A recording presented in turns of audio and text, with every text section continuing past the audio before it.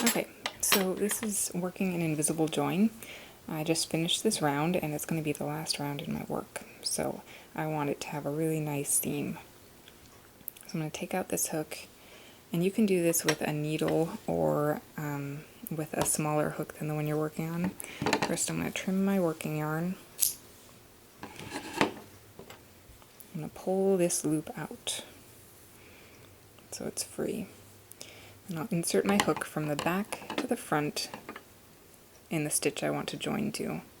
Notice that I'm not joining to the chain, but rather the first DC, because when you join it, it actually makes another top stitch. So if you're counting stitches, you're going to end up with an extra stitch if you join to the top of the chain. So insert your hook from the back to the front, and grab the yarn and pull through. Then you need to turn the work around, and on this stitch you can insert from the bottom to the top through both of these horizontal loops. I was working in DC, so I insert through 2 loops. If I was working through an HDC, I would probably insert through all 3 of the horizontal loops. Basically, however many loops you pull through on the last step of the stitch, that's how many of the horizontal loops you want to go through so it looks natural.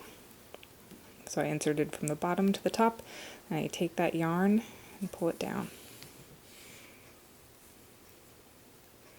So that looks just like all the other stitches on the back, and voila! Nobody would know where your last stitch was. You just have to weave in the ends and you're done. It's a great technique. It's not super useful on the other rows because you do have to trim the working yarn to be able to do the invisible join, but it's great for the outsides of rows or when you're changing colors.